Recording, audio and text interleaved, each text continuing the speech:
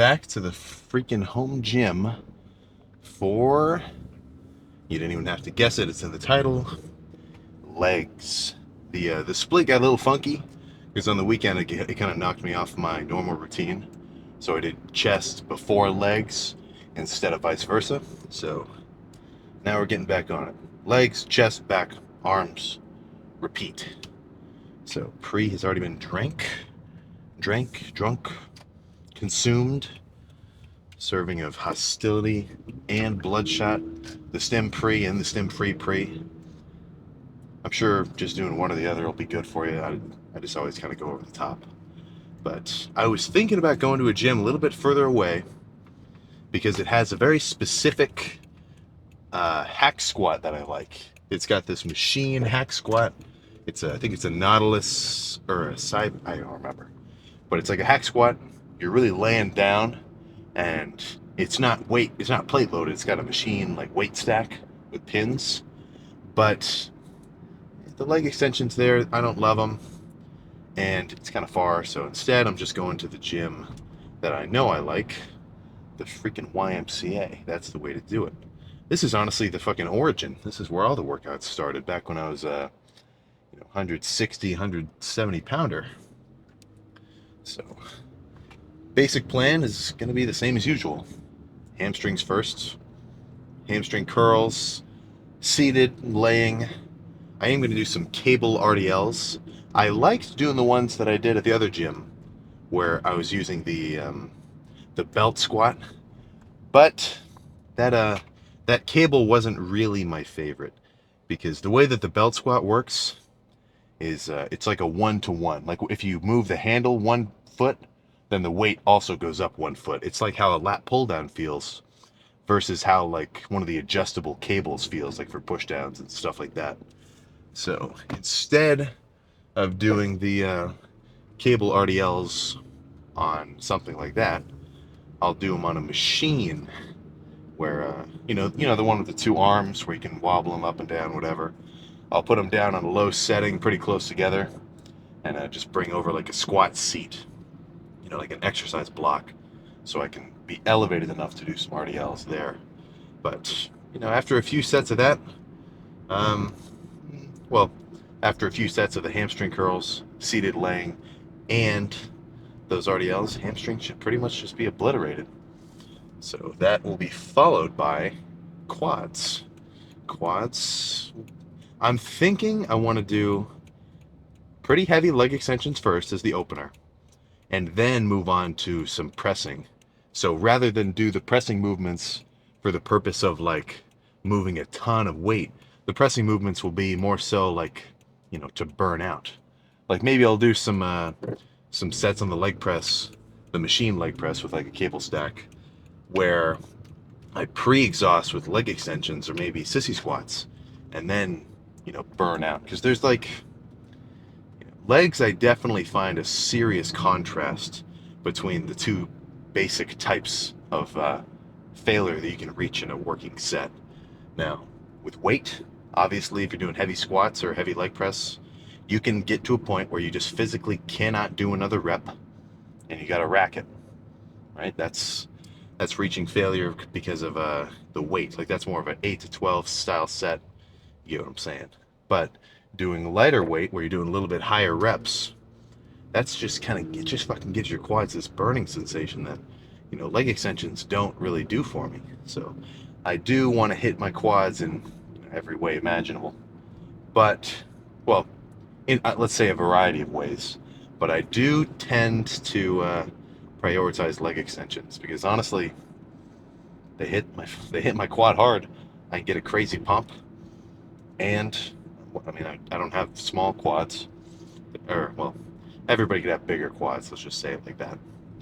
But that's quads is like a whole hamstring workout away. I don't even really need to be thinking about that yet. So I'll get in there and finish hamstrings, finish quads, go check the pump, and then go home. Pretty freaking basic. Wow. I was thinking about starting with the laying leg curl, but honestly, I think seated will feel a little bit better. So I started with a couple reps of half the stack, then a little heavier, a little heavier, a little heavier. Now I'm ready to move the full stack around, but I haven't fatigued myself. These warm-up sets did not, fatigue my hamstrings. All they did was expose me to the weight so that I could get ready to fatigue them with the actual working sets. It's going to be in your best interest to minimize fluff. Fluff sets, fluff warm-up, just do it as effectively and as quickly as possible. Like, I'm not saying don't warm up at all. Like, warm up as quick as you need so you can go as heavy as you can without tiring yourself. Without you know what I'm fucking saying. Let me just throw this set around. I'll probably do, I don't know, a couple.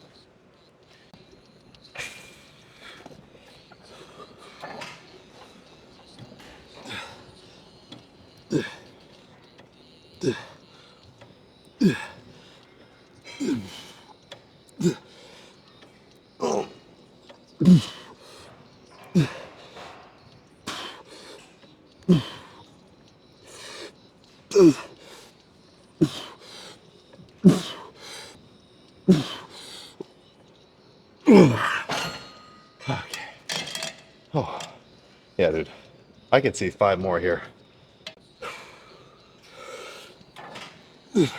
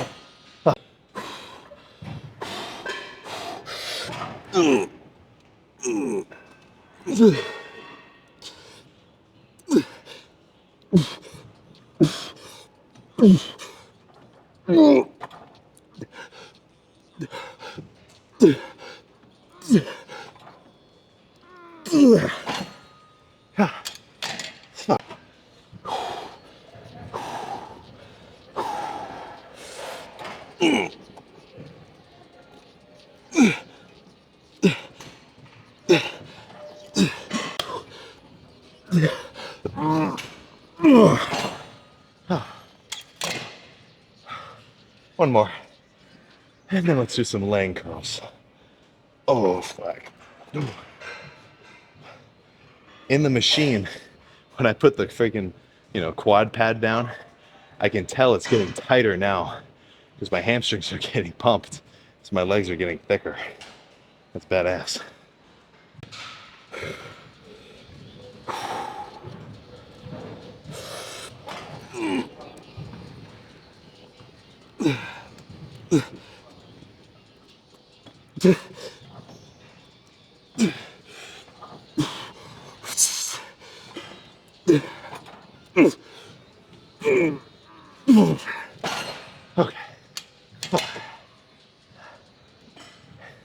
I think that's enough leg curl, or that's enough seated curls. Let's go a little bit lighter and do some squeezing sets on the leg curl. This is some fucking angelic lighting with the glare. Perfectly fitting for a set of leg curls. So I think I kind of lied about the going lighter and squeezing. This first set will be decently heavy. I'll be pumping out the reps, really more so just like burning out. But I may do one more like this, and then I'll go a little bit lighter, go really slow. I may even do some reps with a little bit of a different tempo. But that's for 2-ish sets from now. Let's just throw the shit around.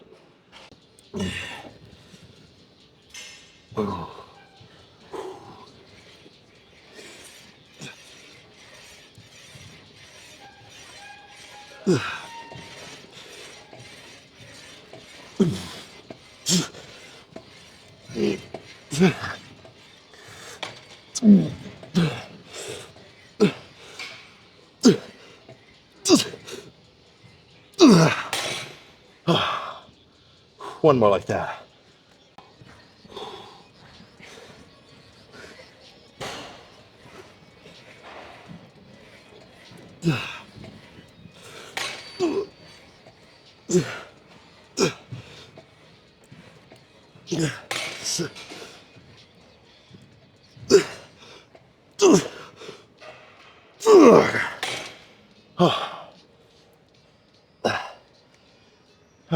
You know what?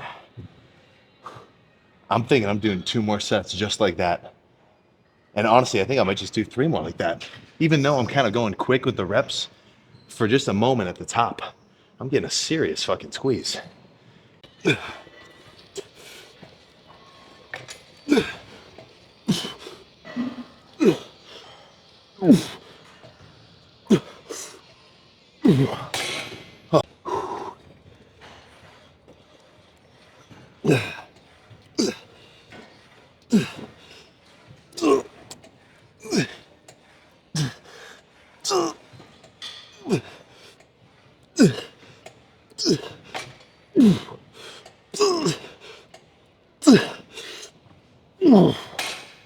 Okay. Oh, one more.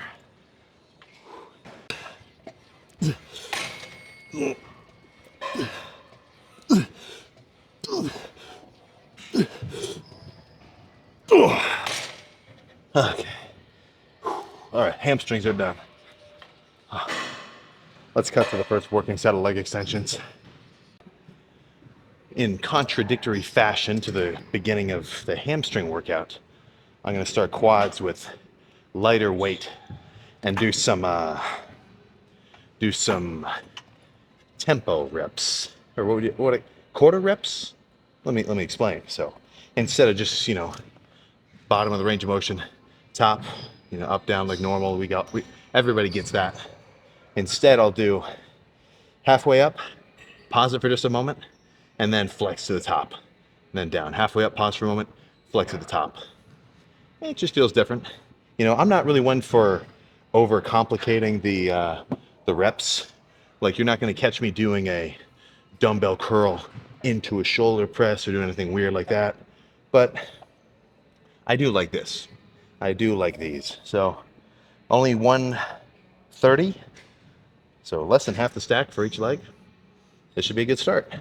Now this is going to be more of a squeeze burning kind of feeling that I'm trying to fight through, rather than just moving around the weight as much as possible until I physically can't anymore. So no matter what kind of sets you do, just fucking make sure you go hard. That's really all there is to it. Okay, there's more to it than that, but you get what I'm saying.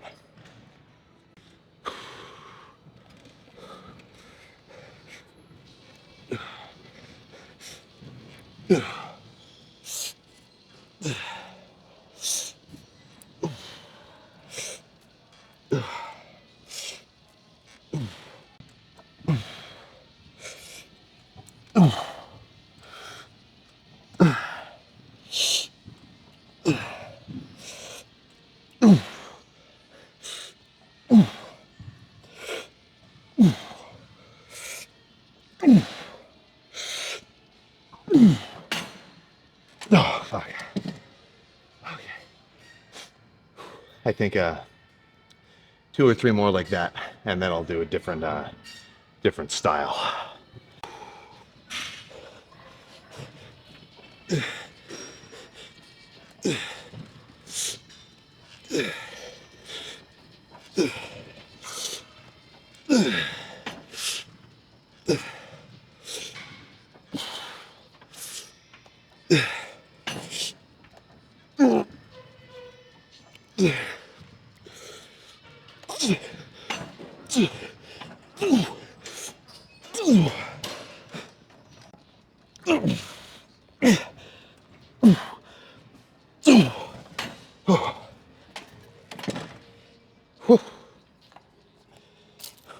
Yeah, 2 more.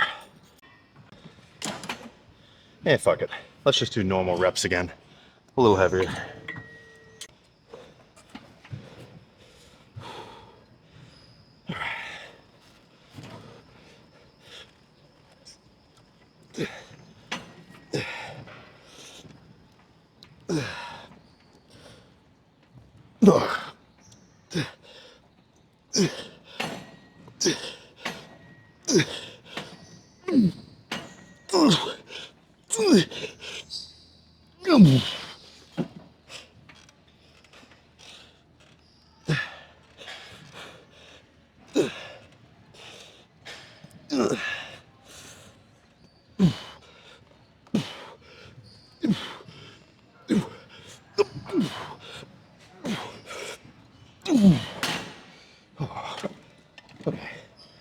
let's do one more double leg like, or no, one more single leg like that, and then some double leg sets.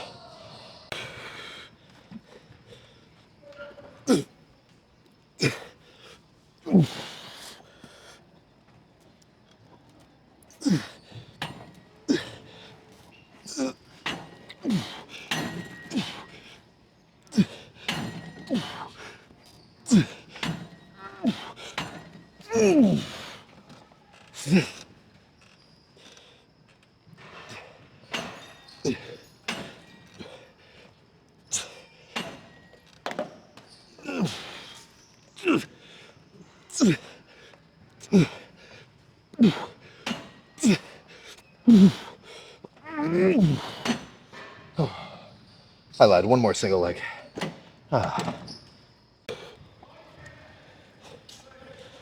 Okay.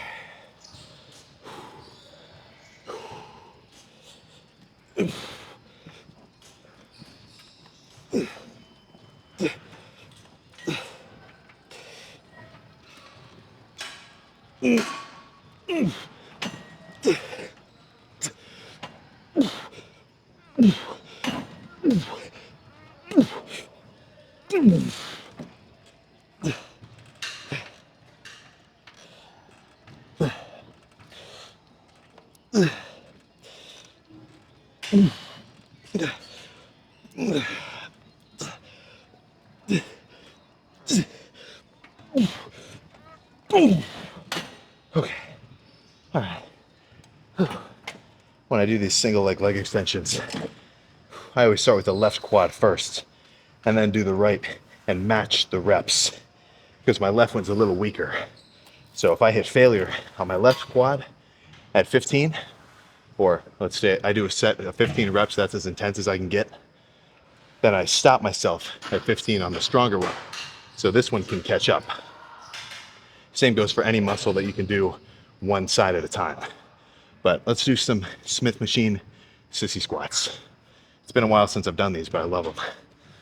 Only one plate. What? Dude, I don't foresee ever needing to go more than a plate and a 25 on this movement. And given that I'm already pretty exhausted with those leg extensions, I just did a feeler rep. One plate is gonna be good. So this is not a conventional squat. You know, I'm gonna be in like a back squat position, but I'm not squatting like this, right? And bending at my waist. I mean, my waist will bend a little, but the main thing I'm trying to do is let my knees go over my toes and go like this so that the primary mover is my fucking quads. And at the bottom of the rep, the only muscle that's really under tension is my quads. As I do the set, my glutes will come into play a little bit for the last couple of reps, just, you know, so I can physically finish them. But I'm trying to use as much quad as possible here. Now, I would not recommend just jumping right into this movement if you've never done it. It could definitely put some pressure on your knees. So ease into it if you want to try it. But I mean, it's not, you know, no specific movement is a fucking massive quad builder. Do whatever movement feels good for you. If leg extensions fuck up your knees, then don't do it. Stick to squats or machine leg press or whatever else. I guess I'm just lucky my knees are pretty strong.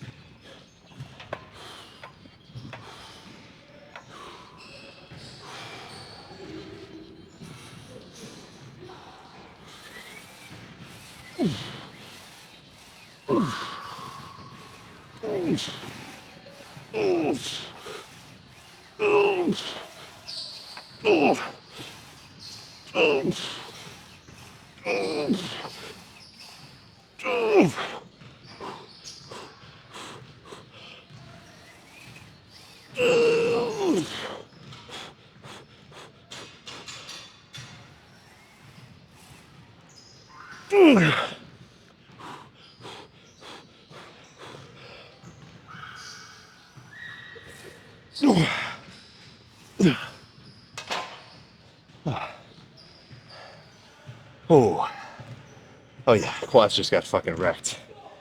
So notice how I hit failure doing them in the sissy squat style, but I was able to, you know, just launch it back up in a normal squat. Whew. So that's where my glutes came into play to save me. 2 more of these. Whew. The stretch position with this movement feels unlike any other quad movement that I do. Even leg extensions, even barbell squats.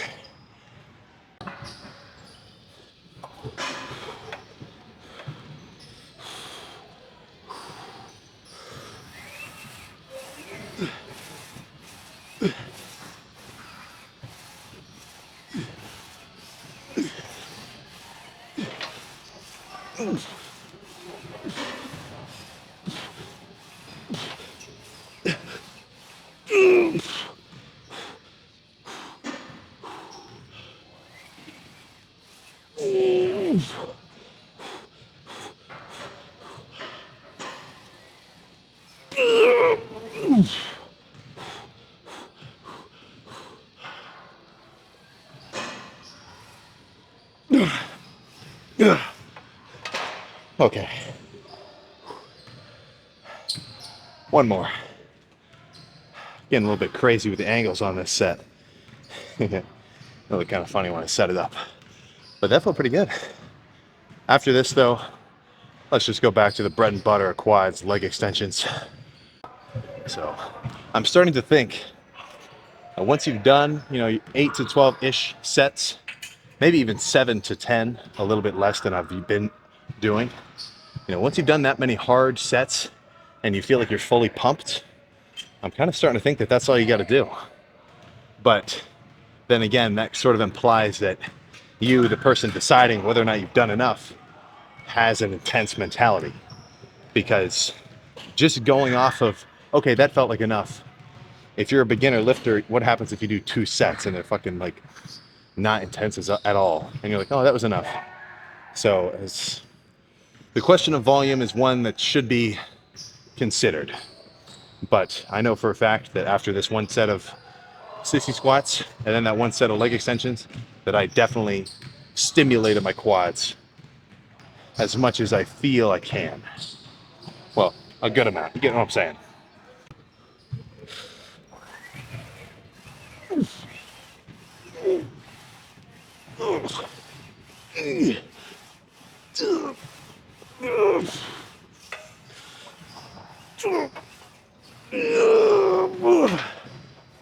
Oh, fuck.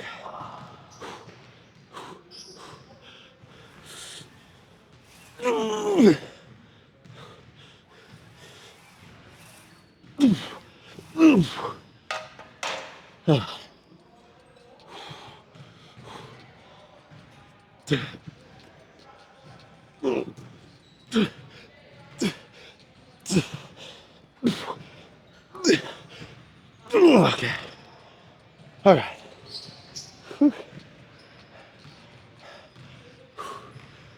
The bar kind of wobbled on my back. That sort of scared me. But one more set of leg extensions and we can check the pump. Okay, final set. Obviously, make sure you go hard on all of them, but make sure you go hard on the last one too. I could definitely see how one could develop how you could get the thought in your mind like, oh, I already did a lot of hard sets. I can finish with an easy one. Wrong. Come on, get real. Let me pick a good song and then we can throw this shit around.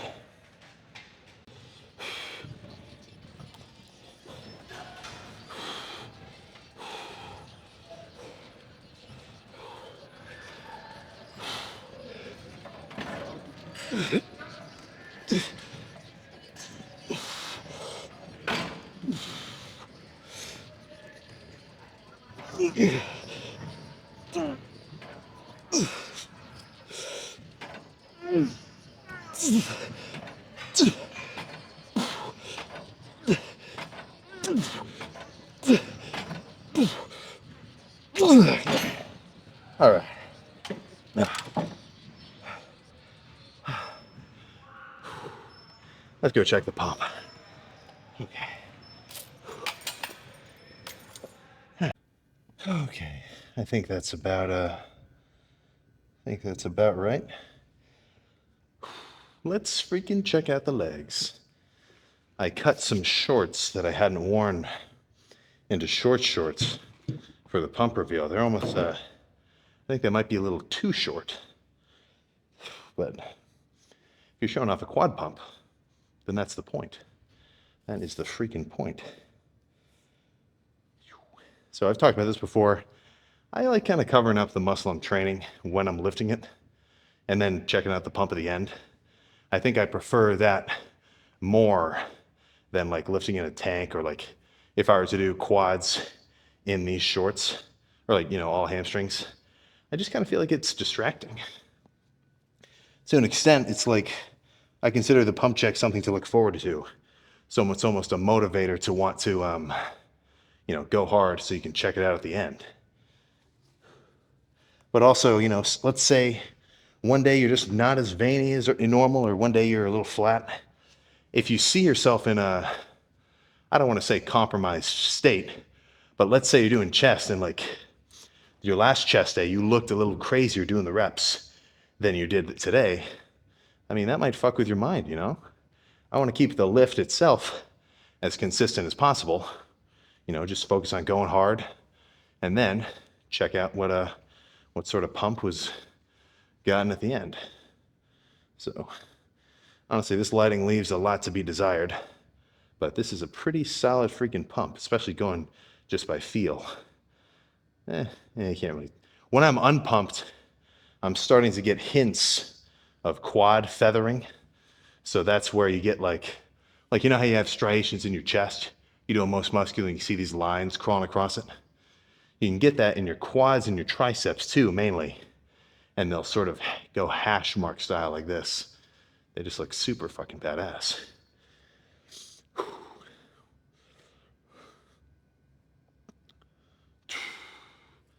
Eesh. The hamstrings in there? Whoa, holy fuck. There's some hamstrings going on. Whew. I'm still feeling my calves a little bit, so I'm not going to hit them yet. I'd say best method with hitting calves is just, if they're not sore, then they need to be stimulated. So for the most part, I would usually try to do them at the end of every lift, just like, 6, 8-ish sets, get a pump. Pretty solid weight. I mean, enough where 20 reps is really burning. And I mean, that's pretty much all I've ever done to build my calves. But I kind of skipped them for the last couple of, the last like 2 months. So doing one hard calf workout, I'm not used to it yet. But same thing with any muscle group. Once you've lifted for long enough, you fucking get used to it. Sure, as a beginner, let's say somebody takes you in and they give you a fucking hard ass chest day. Your chest could be fucked for the next like 4 days because you're not used to that stimulus. But once that soreness goes away and you go in and hit chest again, even with the same intensity, maybe a little more, then you'll be fine 2 days after instead of that 4. You get used to it. Just because one lift is a bit difficult, I'm really kind of speaking to the beginner right now, doesn't mean that they don't get easier. Now, well, you get what I'm saying. So let's just get in the car and I can get out of here, man. We're done. There we go. If you're curious about the professionalism of the car mount, then I'll give you a little bit of insight. It involves an open glove box and an empty gallon milk jug to sort of smush the tripod in between the seat and itself so it doesn't wobble around. Just a little bit of behind the scenes info. I'm sure I could come up with something better, but at the end of the day, I feel like if it works, it works. And that applies to all aspects of everything. So, holy cow. 1 million, holy shit. Standard leg day is normal. No, that's fucking badass. Don't think I take it for granted. But, I mean, kind of fitting my philosophy, it's nothing special, man. It's just another day to get in the gym and lift. So, solid leg day. Quads have been stimulated. Hamstrings have been obliterated. And I gotta get home and eat some food so I can be satiated. So, basic plan. What I'm thinking of for the post-workout meal, I'm really not fucking sure. Let me check my little macro tracker. I've got about 1,200 calories left for the day, about 150 grams worth of protein. So maybe I'll have some ground beef, some low-calorie barbecue sauce, potentially some egg whites with some fat-free cheese mixed in. I mean, I got a lot of different sort of foods at my disposal. I'll have to think about what I want to eat. But when it comes to my diet, be it bulking or cutting down, it's not like I have specific meals planned out. I don't have like meal number one, this many eggs, this much barbecue sauce, this much broccoli. It's not, I don't plan it out like that. If you know, if you have, I mean, same thing with like I was talking about with in the gym. If you have an inventory of foods that you like, and you know how full they're gonna make you, then you can take your diet meal by meal and just kind of fucking make whatever. If it's bulking, then in the breakfast I want a fucking solid ass amount of calories, probably upwards of 1,200. So that could be, maybe two bagels, maybe a fuck ton of cream cheese, some cereal, some milk, some eggs. I mean, there's whatever. At the end of the day, I want to hit a specific amount of fats, carbs, and proteins. And if you don't hit those specific amounts on a consistent basis, then whether or not your diet consists of the most micronutrient dense, conventionally healthy foods, or like junk, you know, conventionally speaking, I call it fucking food. Um, if you can't hit specific amounts day by day on a consistent basis, then you're never gonna fucking you're never gonna change the way you look. Fuck it, whatever. Like, I mean, I make this analogy all the fucking time. I could eat chicken and rice. I could eat 5,000 calories worth of chicken and rice every day, or 6,000 whatever. Chicken, rice, broccoli, spinach, steak, eggs. Right, 6,000 calories a day, and I could still get fat. Or I could eat 2,500 calories a day of Skittles, donuts, milkshakes, protein shakes, steaks, whatever, and I would still get lean, right? The only thing that determines whether or not you gain weight or lose weight, now, when you throw weightlifting into the routine, then the gaining weight portion should mean gaining mainly muscle as well as some fat, and the losing weight portion should be just losing fat and holding on to as much muscle as you can. If you can't consistently eat in a surplus or consistently eat in a deficit, then you're not going to change the way you look, and it doesn't matter how intense your workouts are. Now, that's not to say that the intensity of your workouts does not matter. It fucking does for sure, 100 fucking percent. But let's say two dudes lift equally intensely, and both of them lift pretty fucking hard on a consistent basis. They're both fucking getting pumped every day. They're both doing everything right in terms of their training. They're resting good. Now, if one dude's eating at calorie maintenance, and the other dude's eating at a 1,000, maybe 1,500 calorie surplus, then guess what? The dude eating more food is going to get big, even if the dude eating at maintenance is training even harder than him. Food is the number one factor, the number one, factor that's going to determine changing the way that your body is composed. If you catch my fucking drift, which is why I find it so funny that like calories in, calories out is even a debate. I guess it's not fun to sell. Well, actually, I do know why it's a debate. It's because like anybody who knows about lifting and dieting, whatever, they understand it. But people who don't know that, I mean, honestly, nobody's fucking really educated about food. That's why we always hear like, oh, bread makes you fat, or blah blah blah. I guess that's a classic one. I always hear bread makes you fat. A surplus of calories makes you fat. You understand? So that's my mentality with it. It's my freaking mentality with it. So since I'm trying to eat in a deficit now, so I could, let's say I did eat like, ice cream, sweets, and whatever. I could eat that, hit 2,500 calories, 250 grams of protein, of course, and I would still get lean, but it would be fucking hard to eat in a deficit while eating sweets like that, because they don't fill you up at all. They're calorie dense foods. So for me and anybody with, a well functioning brain in their noggin would think, okay, I should probably eat foods that will make me feel full, but don't have a lot of calories in them. That's why I'm eating, well, I guess not always, because it is 80 grams of carbs. But that fucking sub from Subway, dude, I felt pretty fucking full. That was only 600 calories. So, or, when I make sandwiches at home with the keto bread and I put some, 96% lean beef and I mix it up with like some fat-free cheese into like a little kind of sloppy Joe type deal, I can get fucking completely full and only have 500 calories worth of food. If I've got 2,500 throughout the day, 500 calories getting full, 5 meals, that pretty much fucking adds up. So when I talk about making these meals or whatever and going by feel, it definitely helps that I've been doing this for a long time. I get the gist. As a beginner, it's probably going to help you to maybe find a routine that someone else has made, copy other people's workout routines just to get experience.